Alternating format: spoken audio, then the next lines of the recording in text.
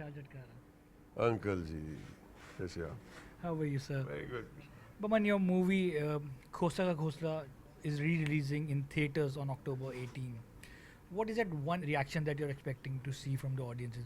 What audience going to experience on October 18? I think that they will enjoy the joy of going back to the theater because this movie was seen 18 years ago, right? And after that, it's all been on the small screen. And now they have an opportunity to see cinema as it is meant to be seen on the big screen. So I think the joy of just sitting in a cinema hall and watching a film that they may have watched multiple times, I might add. Yes. And I'm not saying this arrogantly. They must have seen this film multiple times at home. Yeah.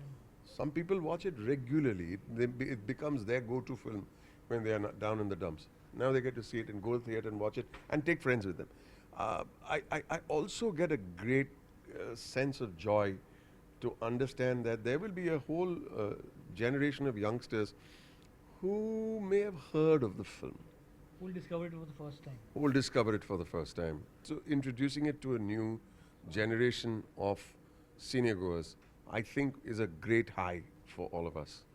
Uh, Plus the fact, which is the most exciting thing for me, the fact that after it is 18 to 20 years, a film that was shot 20 years ago, uh, why would people go again?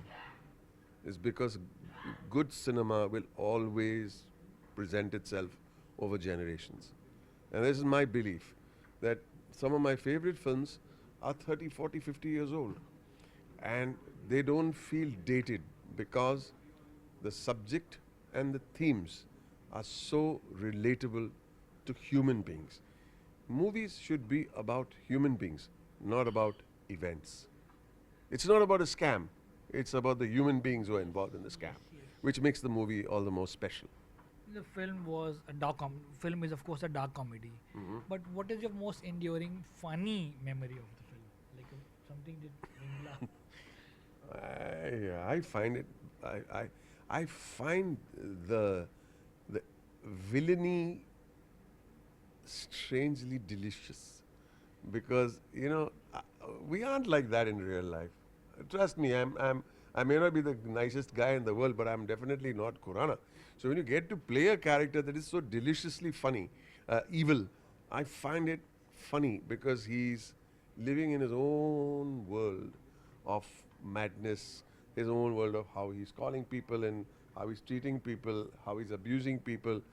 I find it extremely funny, the film, especially when he goes to see the property, and they have a setup and there's an old lady sitting over there. Deep thing, namaste. Yeah, I find that extremely funny. 2006 was an year which that was very special to you. Right.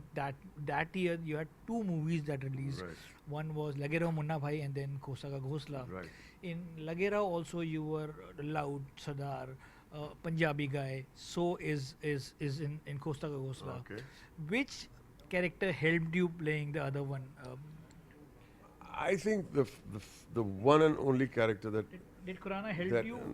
no, yeah, of course, but the character that helped me cross the threshold of fear that I am not going to be playing characters for the rest of my life that are Bombay bound. Yeah.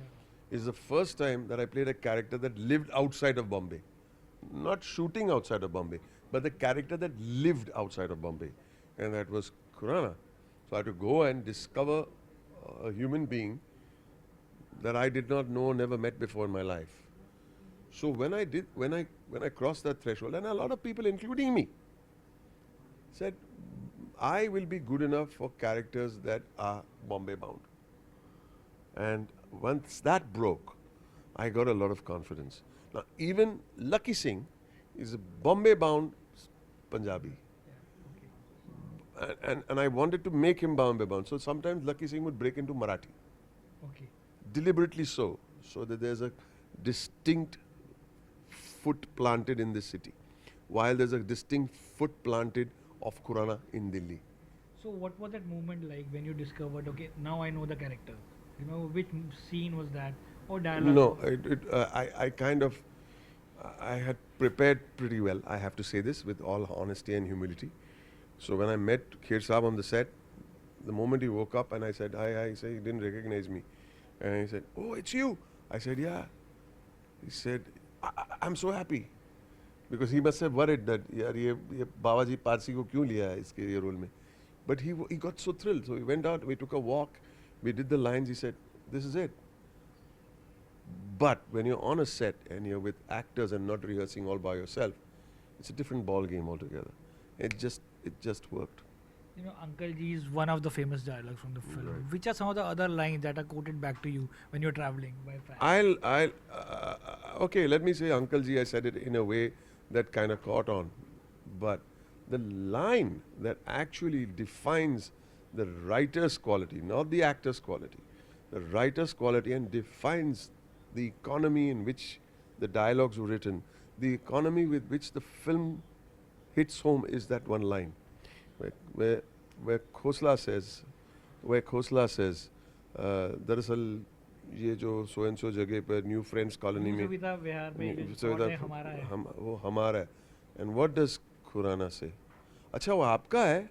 Yes, आपका है तो ले लो. That dialogue is the writer's genius. The actor only had to deliver that line. For me, it just defined the way the film was made, written, and economized with power. And finally, as you know and understand Khurana so well, what do you think he'll be currently in 2024 be thinking of plotting? What do you think must be going in his mind right now into 2024? You know that. Revenge. Khurana को बेवकूफ़ बनाया. He can't handle that. किसी को पता नहीं चलना चाहिए कि किसी ने खुराना को बेवकूफ़ बनाया. That must be stinging the hell out of him. And that feels so good, no, for people who've been scammed.